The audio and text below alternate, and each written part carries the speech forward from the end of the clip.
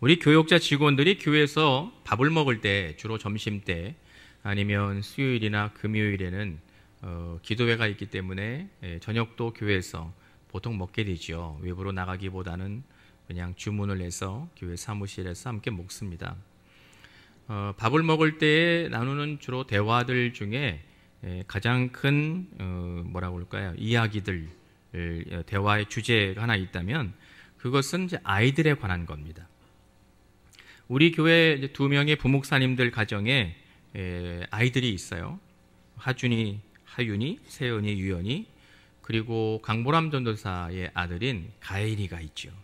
또 우리 성도님들의 가정에도 아이들이 있죠. 그 아이들이 말하고 행동하는 것이 얼마나 귀엽고 사랑스러운지를 함께 이야기를 나누면서 서로 웃고 즐거워하고 또 귀엽다고 말로 또 이렇게 칭찬하고 그러는 일들이 밥을 먹는 우리들을 얼마나 행복하게 하는지 모릅니다. 아이들이 있으면 모든 대화는 또 모든 시선은 그 아이들에게 초점을 맞추게 되어 있어요.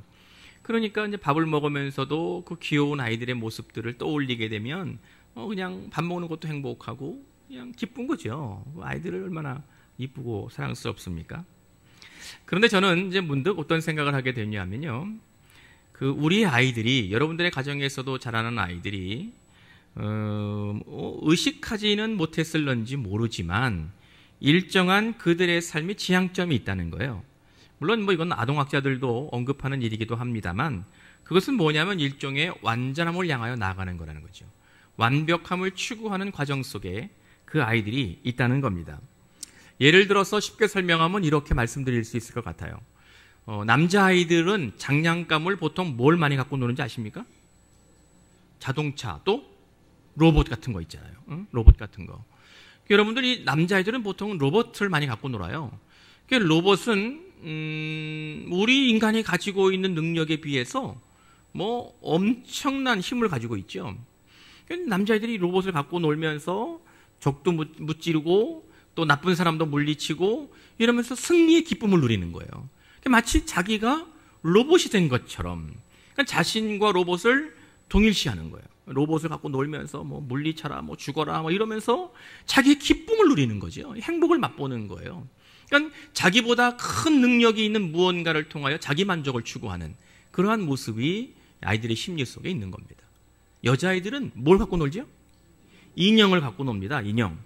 여러분들 아이들이 갖고 노는 인형을 보셨다면 그 인형이 비현실적으로 이쁘고 아름답다는 거 아시나요? 그 세상 사람들은 이쁘고 귀여운 아이들을 보면 뭐라고 그래요? 인형 같다 그러잖아요.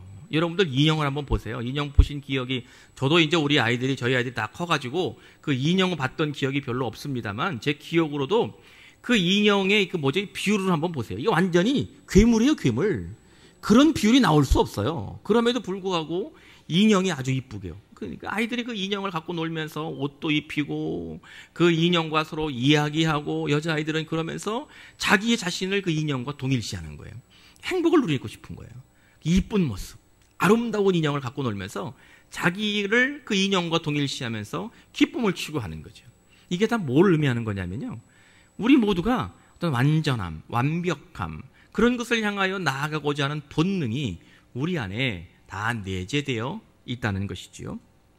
사람은 누구나 이런 완전함, 완벽함을 본능적으로 추구합니다.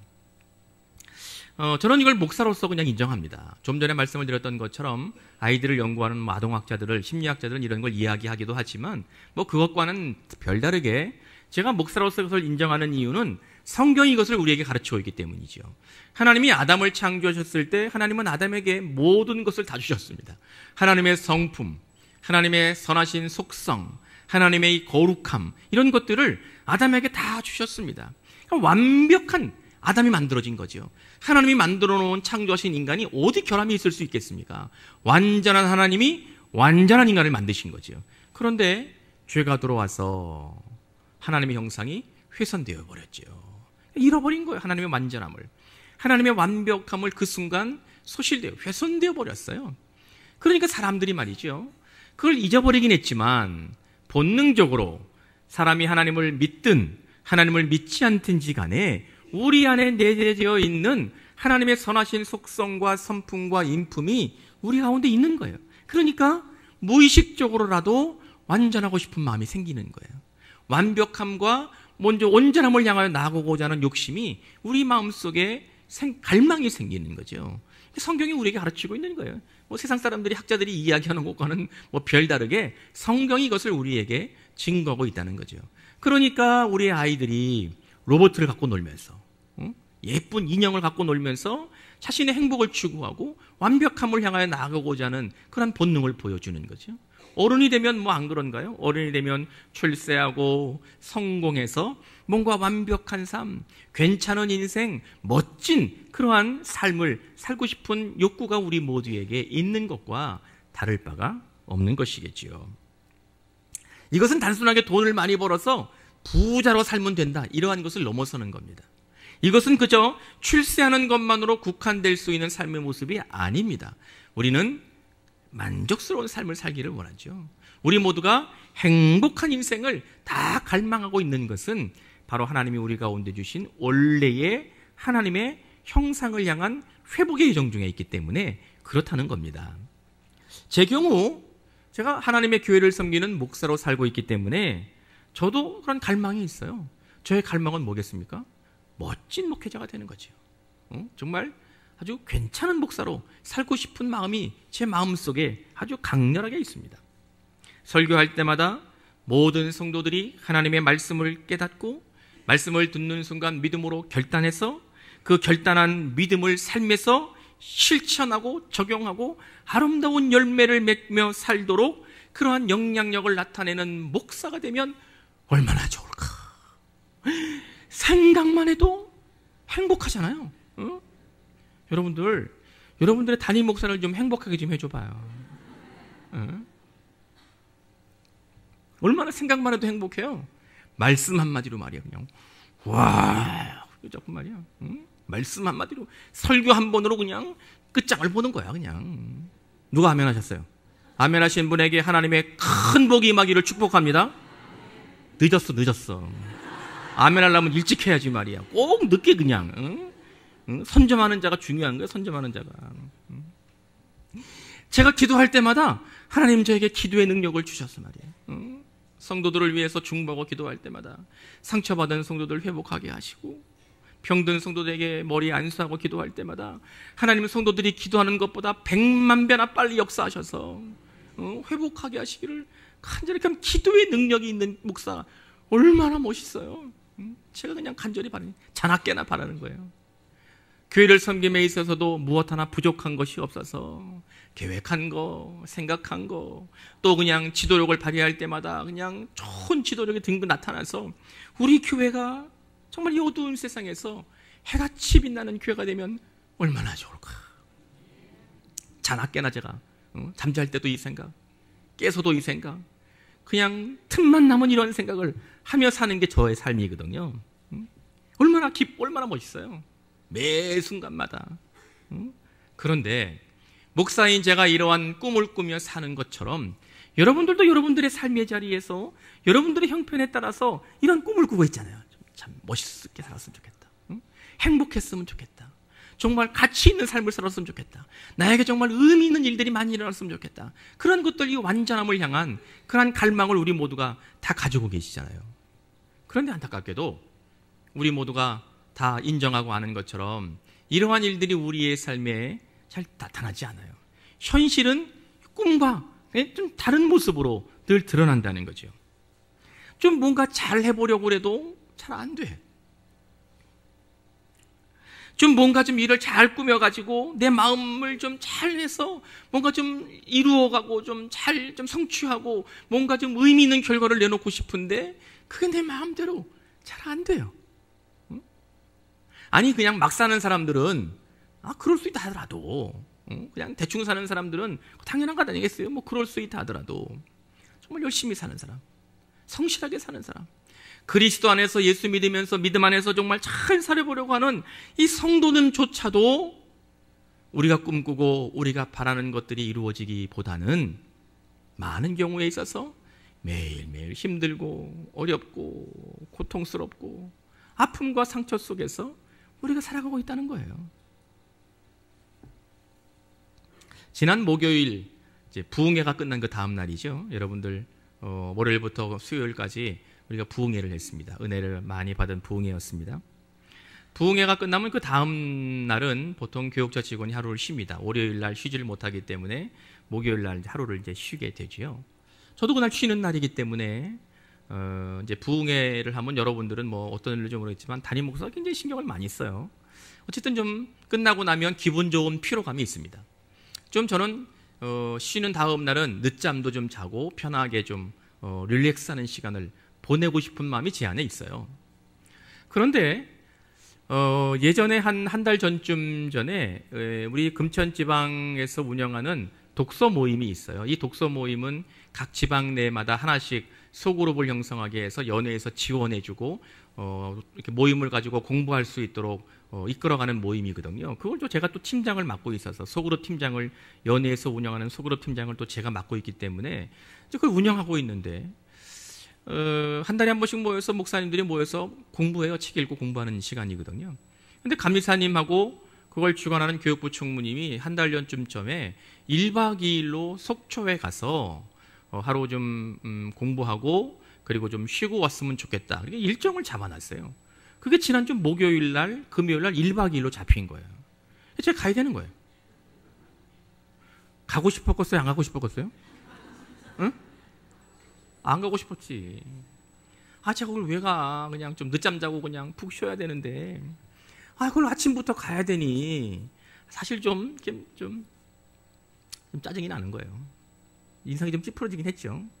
그런데 그렇다고 감리사님하고 교육부 총무랑 목사님들이 가는데 제가 인상 찌푸리고 갈 수는 없잖아요. 또 우리 지방 내에서 우리 교회의 역할이 있고 또 우리 교회 담임자인 담임 목사인 제로서의 또 맡아야 될 또 그 일이 있기 때문에 하기 싫어도 해야 되는 거야. 가기 싫어도 가야 되는 거예요. 그래서 뭐 기왕 가기로 한 거니까 감리사님 만나기 전까지는 인상을 쓰고 있었지만 감리사님이 나타나는 순간 밝게 웃으면서 감리사님 어디 가자고 이제 그러고 갔어요. 가면서 저는 1박 2일을 할 수 없어서 금요일 날 교회 일정이 있어서 제가 고속버스를 끊어놨다. 목요일 날 밤늦게 심야 버스를 타고 내가 먼저 올라와야 된다. 그렇게 이야기를 하고 갔습니다. 가니까 뭐 일단 좋기는 하더라고요. 속초 가니까 공기도 좋고 또 설악산 갔다 왔거든요. 설악산 좋더만. 죄송해요. 저만 먼저 보고 와가지고 제가 별로 가고 싶진 않았는데 가보니까 이제 막 단풍이 막 위에서 막 지고 있어요. 이쁜 단풍을 보니까 기분도 상쾌하고 또 저희 교회가 또 목사님들 저녁도 대접하고 모여서 웨슬리 목사님의 설교를 발제해 온 걸 함께 나누고 공부하고 참 의미 있는 시간을 보냈어요. 뭐 나쁘진 않았습니다. 오길 잘했다. 그런 마음이 들더라고요. 근데 제가 밤 10시 고속버스를 끊어놨거든요. 그 우등 고속버스를 속초에서 타고 이 터미널까지 오는데 2시간 10분이 끊더라고요. 그냥 달리는 거야. 뭐 밤늦게 차가 없으니까 이 고속버스가 날아가는 것 같아요. 그냥 막 다 2시간 반에 오더라고요. 이 버스를 타고 이제 몸도 좀 적절하게 피곤하고 그래서 의자를 뒤로 딱 젖히니까 이 고속버스 좋더만. 응? 딱 젖히고 찬양이나 들으면서 올라가야지. 이어폰 귀에 꽂고 그리고 이제 스마트폰에 있는 찬양 어노인팅 이 찬양 곡을 이제 틀어놓고 탁 들어놓아 눈을 딱 감고 찬양을 듣는 거예요. 은혜가 되더라고요. 찬양을 이렇게 매일 꼭 듣는데 제 마음을 확 이렇게 후벼 파는 찬양이 제 마음을 사로잡기 시작했어요. 이렇게 누워있다가 벌떡 일어났어요. 벌떡 일어나서 그 찬양을 너무 찬양이 은혜가 돼가지고 그 찬양을 이렇게 계속 반복할 수 있는 거 아시죠? 계속 그 반복하면서 그 찬양을 들으면서 서울로 올라왔어요. 그 찬양이 뭐냐면 하늘 보좌라는 찬양이에요. 이 찬양은 우리 금요기도 시간에 우리 이병민 장로님이 이 찬양 인도를 하시면서 몇 번 이렇게 불렀던 찬양이에요. 그 찬양의 가사를 한번 여러분들에게 들려드릴 테니까 한번 들어보세요. 찬양의 가사가 이래요. 내 하나님 서신 발 앞에 무릎 꿇고 경배하리. 큰 권능과 영광이 가득한 내 아버지 계신 이곳. 오 하나님 그 빛난 얼굴 배우며 두 손 들고 나아가리. 찬송과 존귀와 영광과 능력을 그 하늘 보좌 위에 주님께. 이런 찬양의 가사예요. 빨랑 반주해요. 나왔으면 반주하셔야지 뭐 하시는 거예요?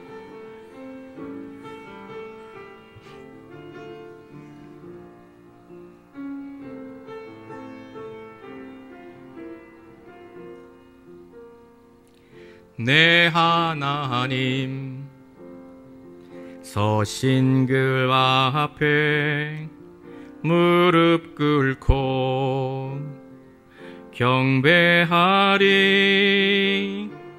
큰 권능과 영광이 가득한 내 아버지 계신 이곳 오 하나님 그 빛난 얼굴 배우며 두 손 들고 나아가리. 찬송과 존귀와 영광과 능력은 그 하늘 보좌 위에 주님께. 할렐루야. 제가 박수 받으려고 부른 게 아니에요. 제가 우리 임마누엘 솔리스트가 아니어가지고 제 찬양이 잘 부르진 않지만 이 찬양을 들으면서 이 가사가 얼마나 은혜가 되는지, 그 빛난 얼굴 배우며 두 손 들고 나아가리. 찬송과 존귀와 영광과 능력 그 하늘 보좌 위에 주님께. 이 찬양을 계속 듣는데 얼마나 은혜가 되는지 말이죠. 제가 은혜를 풍성하게 누리면서 서울로 올라왔습니다. 오늘 전도서를 통해서 하나님이 우리에게 들려주시는 음성에 우리가 집중하게 될 텐데, 여러분들의 삶의 자리에서 때때로, 아니 어쩌면 날마다 우리가 절망하게 될 때가 많지요. 또 의도치 않은 상처 가운데 우리가 힘들어할 때가 참 많이 있습니다. 우리의 삶이 내 마음대로 움직여지지 않아서 힘들고 고통스럽고 정말 살기 어렵다 이렇게 느껴질 때가 참 많이 있습니다. 이러할 때 하나님은 우리에게 어떻게 찾아오시는지, 그렇게 여러분들이 절망과 상처 속에서 힘들어하는 여러분들의 삶의 지경에 주의 영은 어떻게 여러분들을 만나고자 하시는지 전도서는 우리에게 말씀을 들려주고 있습니다. 오늘의 말씀을 통해서 여러분들의 하나님의 위로가, 여러분들의 하나님의 크신 능력이, 은혜가 가득하실 수 있기를 축원합니다. 우리가 살면서 아주 대단히 착각하는 것이 하나 있습니다. 그것이 무엇이냐면 내 삶의 결과는 반드시 내가 보아야 한다, 이런 것이죠. 이게 우리의 삶의 착각입니다. 우리가 최선을 다해서 살면, 오늘을 그렇게 살아내면 내일은 그 결과가 내가 기대한 것만큼 주어질 것이라는 마음을, 그런 생각을 우리 모두가 다 가지고 있죠. 어찌 보면 이것은 우리의 삶을 살게 만드는 기반이고 원동력이라고 할 수도 있습니다. 내가 노력한 것에 대한 보상이, 내 성실함에 대한 충분한 결과가 내게 주어져야 된다는 마음, 일종의 우리 가운데 바라고 있는 보상 심리가 있는 거죠. 우리가 경험한 것처럼 우리가 땀을 흘리면 때때로 저와 여러분들에게 주어지는 것이 없는 것은 아닙니다. 그렇기 때문에 내가 노력한 것은 내 삶의 현장에서 내가 보아야 된다. 그것이 우리가 바라는 우리의 생각인 거죠. 그런데 우리가 읽은 이 전도서를 통해서 우리를 가만히 바라보고 계신 하나님은, 우리의 삶의 상황에 대해 하나님은 좀 다른 관점을 가지고 계시다는 것을 알게 합니다. 13절의 말씀을 보면 하나님께서 행하시는 일을 보라. 하나님께서 행하시는 일을 보라. 하나님께서 굽게 하신 것을 누가 능히 곧게 하겠느냐. 아멘. 다 같이 아멘. 하나님이 행하시는 일을 보라. 하나님이 굽게 하신 것을 누가 능히 곧게 하겠느냐. 이렇게 말씀하고 있습니다. 이 말씀은 이런 내용이지요. 우리의 삶의 결과를 내가 보는 것이 아니라 내 삶을 이끌어 가시는 하나님의 역사를 보아야 한다는 겁니다. 결과를 내가 보는 게 아니고 우리의 삶을 주도하고 이끌어가고 역사하시는 하나님의 일하심을 우리가 보아야 된다는 거지요. 우리의 삶에 주어진 결과를 내가 어떠한지를 살펴보는 삶을 사는 것이 아니고, 그러한 결과를 만들어 가시는, 그러한 결과를 낳게 하시는 그 일하심의 하나님의 은혜, 그 결과가 때때로 내 마음에 들 수도 있고 때때로 그 결과가 내가 만족스럽지 않을런지 모르지만 하나님의 일하심의 그 과정을 우리가 집중하는 삶을 살아야 한다는 거예요. 이게 전도서를 통해서 하나님이 우리에게 주시는 주님의 음성입니다. 여기에서 굽게 한다는 말이 뭘까요? 우리가 우리의 삶에서 원치 않지만 여러분들이 늘 마주대야 하는 아픈 현실인 거죠. 상처, 실패, 아픔, 눈물, 고난, 이런 게 굽게 하는 거예요. 굽게. 그런데 하나님께서 굽게 하신 것을 누가 능히 곱게 하겠냐는 거예요. 다시 말하면 오늘의 말씀은 이런 거예요. 우리의 삶에, 여러분들의 삶에 때때로 아픔과 상처와 실패와 고난이 처해 있으면 그것도 하나님의 뜻인데 그것을 누가 능히 해결할 수 있겠냐는 거예요. 내가 해결할 문제가 아니라는 거예요. 이 세상에 그 누구도 해결해 줄 수 있는 문제가 아니라는 거죠. 하나님이 굽게 하신 것을 누가 능히 곱게 하겠느냐? 그럴 사람이 아무도 없다는 거예요. 만약에 하나님이 여러분들의 삶에 굽게 하신 일이 일어난다면 그것 또한 하나님의 일하심이고 그것 또한 하나님의 뜻이 있는 것이고 그것 또한 하나님께서 우리의 삶을 주도하고 계시는 주의 은혜의 역사이기 때문에 그것을 피할 수 없다면 하나님의 깊으신 뜻을 헤아릴 수 있어야 한다. 전도서가 우리에게 말씀으로 주님의 음성을 들려주고 있습니다. 우리가 때때로 깊은 절망에 빠져서 헤어나오지 못하는 사람들을 볼 때가 있습니다. 우리가 그러한 경험을 하셨을 수도 있겠지요. 그런데 우리가 절망 속에 빠져서 쉽게 헤어나오지 못하는 직접적인 원인이 어디인 줄 아십니까? 세상의 다른 이유가 아닌 목사의 눈으로 보면, 성경의 관점으로 보면 우리의 삶을 이렇게 인도하시고 주도하시고 이끌어가시는 하나님의 섭리를 우리가 깨닫고 있지 못하기 때문에 절망 속에서 우리가 빠져나오지 못하는 거예요. 시험을 이기지 못하는 거예요. 그냥 주저앉아 있어버리는 것이죠. 우리 모두 다 잘 돼야 될 텐데, 성공해야 되는데, 이번에는 꼭 붙어야 되는데, 이번엔 정말 회복해야 되는데, 이런 기대를 하면서 우리가 무언가 이루어지기를, 성취되기를 바라는 마음을 가지고 우리가 살고 있습니다. 그런데 이러한 희망이 어느 날 더 이상 우리의 삶에 유효하지 않다는 것을 깨닫는 순간 일반적으로 사람들은 그냥 한없이 무너져 버립니다. 그냥 주저앉아 버리죠. 시험에 빠지게 되죠.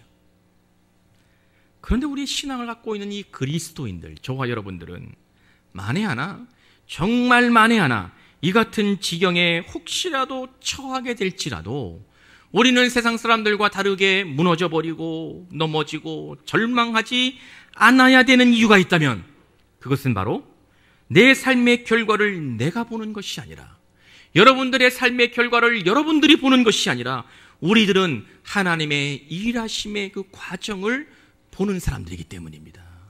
하나님의 일하심을 보는 사람들이기 때문에 오늘도 우리와 함께 하신 하나님의 역사를 우리가 눈으로 보아야 하는 주의 백성들, 하나님의 자녀들, 성도들이기 때문에 만에 하나 그러한 절망 속에 처한다 할지라도 우리는 넘어지거나 쓰러지거나 시험 들지 않아야 한다는 것입니다.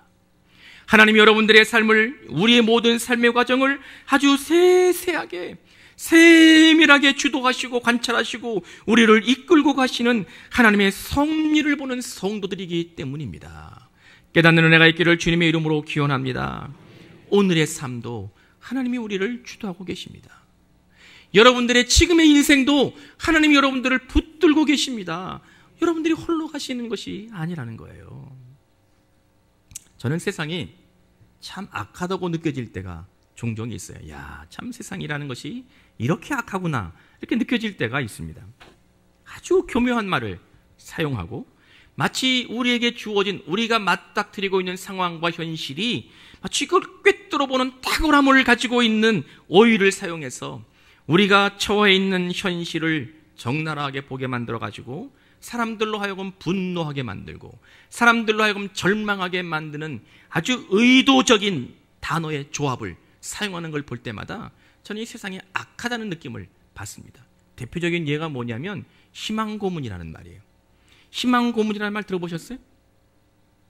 안 들어보셨어요? 안 들어보셨어요? 희망고문이라는 말 들어보셨어요?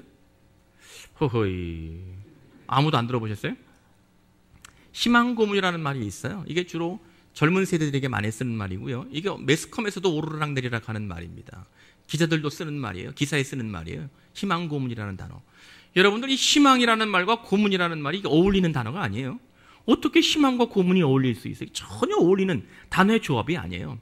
그런데 이 희망 고문이라는 말을 누가 썼는지 몰라요. 처음 누가 의도적으로 이 말을 썼는지 아무도 몰라요. 그런데 이 젊은 세대들이 희망 고문이라는 말을 듣는 순간 무엇을 딱 눈을 뜨게 되냐면 우리의 삶의 현실을 그대로 보게 되는 거예요. 아, 희망을 가져봤자 의미가 없는 거구나. 이런 생각을 하게 된단 말이에요, 사람들이. 희망이라는 말이 얼마나 좋은 말인데 그걸 고문이라는 말과 딱 갖다 붙이는 순간 그 말을 듣는 많은 세대들, 젊은 세대들이 희망 고문이라는 말을 듣는 순간 이게 뭐 아무런 희망이 없는 거구나. 이걸 우리가 뭐 삶의 이 고문이지 말이야. 이걸 희망만 주고 이루어질 것이 아무것도 거짓된 거고 이런 게 우리를 마음을 갖게 된단 말이죠. 사람들 분노하게 만들어요. 분노하다가 해결이 안 되면 절망하게 만들어요. 이게 누가 쓴 말인지 모르지만 의도했던 의도하지 않았던 이건 사탄의 계략입니다. 목사인 제가 볼 때는 사탄의 계략이에요. 왜? 사람을 분노하게 만들고 결국 사람을 주저앉히고 절망하게 만드는 단어의 조합이기 때문입니다. 굉장히 멋있는 말처럼 들릴런지 모르지만 결국 그 말 때문에 많은 사람들이 절망하게 되거든요. 심지어는 이 말을 듣는 그리스도인들조차도 기도하면 뭐해? 하나님 뭐 듣지도 않는데. 내가 그렇게 기도했는데 하나님 나에게 들어주신 게 뭐가 있어? 희망 고문이라고 생각하는 거예요. 기도하면 은혜 받는다. 기도하면 응답하신다. 기도하면 역사하신다. 하나님 우리에게 약속하신 것을 의심하게 만들고 하나님이 우리에게 분명하게 약속하신 것조차 받아들이지 못하게 만들어서 그 하나님의 거룩한 성품으로부터 떠나게 만들고 하나님의 인도하심과 하나님의 돌보심으로부터 벗어나게 만들고 하나님을 의심하게 만드는 말로 우리의 삶을 휘업하는 말이 희망 고문이라는 말이에요. 사탄의 역사인 거죠. 세상이 악한 겁니다. 세상이 얼마나 악한지 몰라요. 굉장히 멋진 말처럼 들려질지 모르지만 사람을 절망하게 만들고 그리스도인을 절망하게 만드는 일이 바로 이러한 말인 거지요. 저는 말씀을 준비하면서 희망이라는 것이 무엇일까? 우리 그리스도인들의 말로 바꾸면 이 소망이라는 것은 무엇인 걸까요? 저와 여러분들에게 소망은 어떻게 찾아오는 걸까요? 여러분들에게 소망은 어떻게 느껴지는 걸까요? 전도서는 우리에게 무엇을 말씀하고 있냐면 소망이란 오늘 주어진 삶에 대해 내가 만족해야지만 내일의 기쁨을 기대할 수 있는 겁니다. 이게 소망이에요. 오늘 나에게 주어진 삶에 내가 만족해야지 내일 하나님이 우리에게 주시는 기쁨을 누릴 수 있는 겁니다. 여러분들 가만히 생각해 보세요. 가만히 생각해 보세요. 하나님이 어느 순간은 일하시고 어느 순간은 일하지 않으십니까? 하나님이 어느 순간은 여러분들 그대로 방치하시고 어느 순간은 여러분들에게 오셔서 아이고 이러십니까? 하나님은 그런 분이 아니에요. 하나님은 매 순간마다 모든 시간마다 지금 이 순간에도 우리와 함께 하시고 여러분들의 삶을 붙들고 계시고 우리의 삶을 주도해 가시는 분이십니다. 믿으시면 아멘. 믿으시기를 기원합니다. 그렇기 때문에 오늘 여러분들의 삶의 처지가 어떠하든지 오늘 나와 함께 하시는 하나님의 일하심을 우리의 눈으로 볼 수 있어야 되는 거죠. 여러분들의 삶의 환경이 오늘 어떠하든지 하나님이 오늘 이 시간 나와 어떻게 역사하시는지를 하나님의 일하심을 우리가 볼 수 있어야지 그것을 통해서 내가 기뻐하고 그것을 통해서 내가 만족하고 하나님의 일하심을 은혜로 경험할 수 있어야지 내일 일하실 하나님을 기대할 수 있는 겁니다. 아니 오늘 하나님의 은혜를 경험하지 못하는데 내일 우리에게 무슨 하나님의 기쁨이 주어질 수 있겠어요? 오늘 하나님은 일하시지 않고 내일 나를 통하여 일하십니까? 하나님은 그런 하나님이 아니십니다.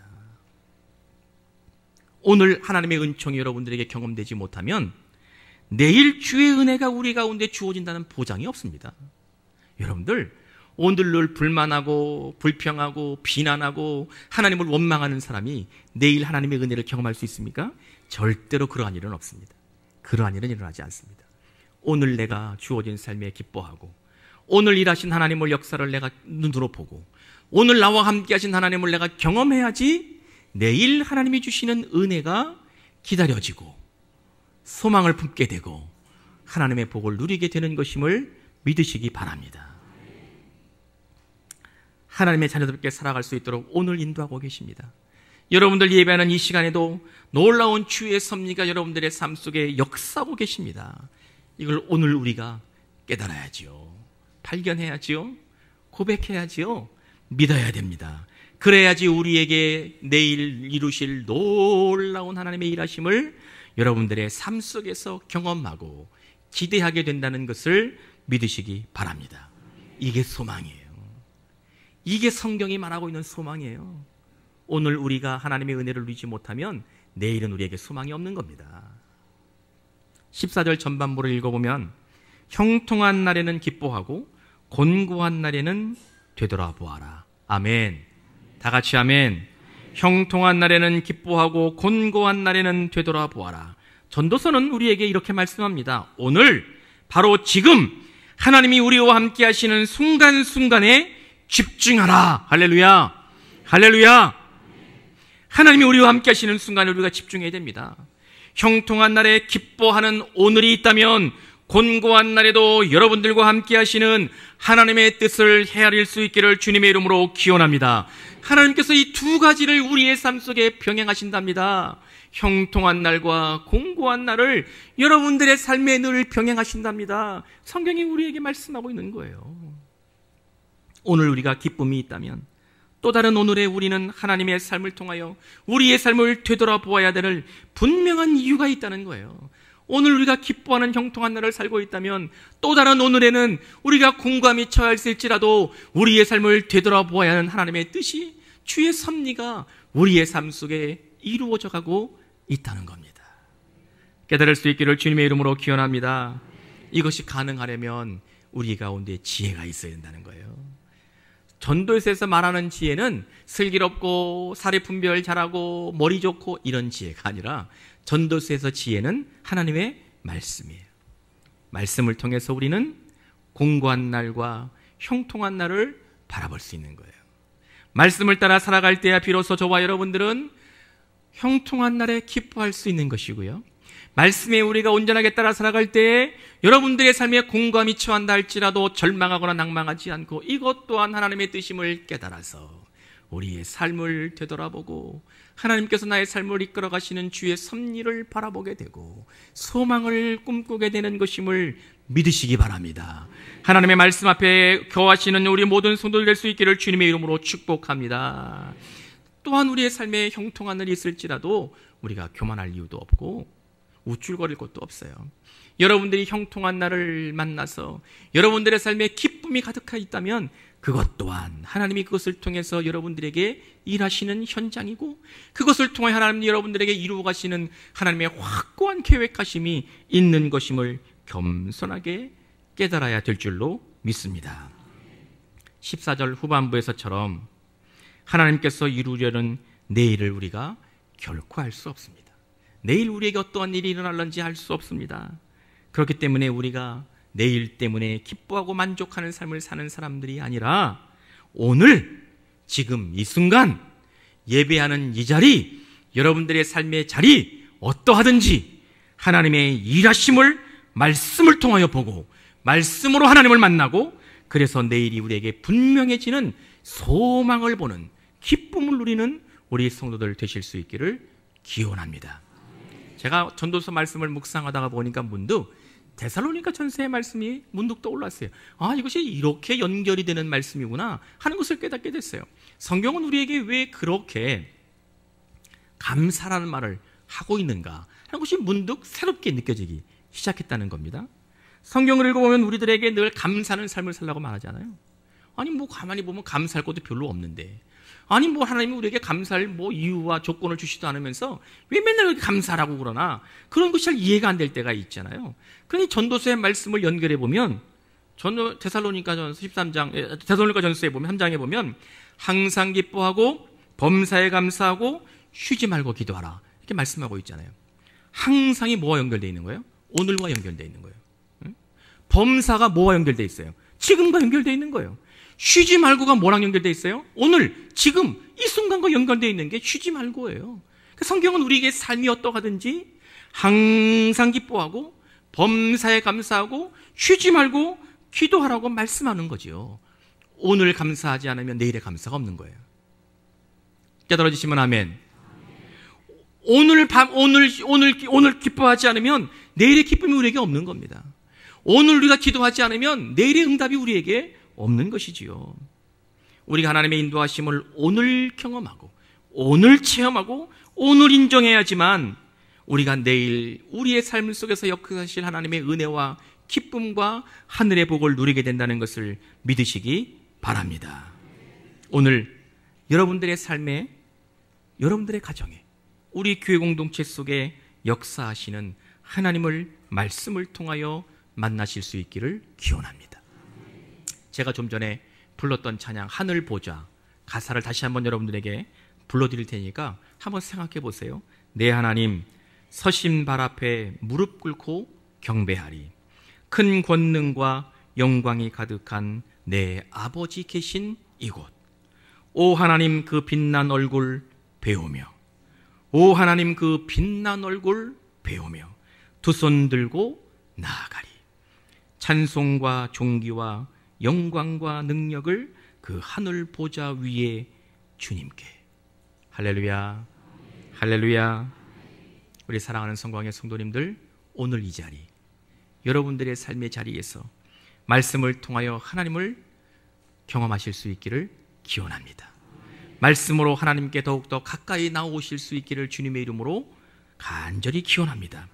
그럴 때 전능하신 하나님께서 하나님의 일하심의 현장을 우리의 눈으로 보는 저와 여러분들에게 하늘의 문을 여시어서 은혜와 큰 복을 충만하게 내리워 주실 줄로 믿습니다. 그렇게 승리하시는 우리 모든 성도들 되실 수 있기를 축원합니다.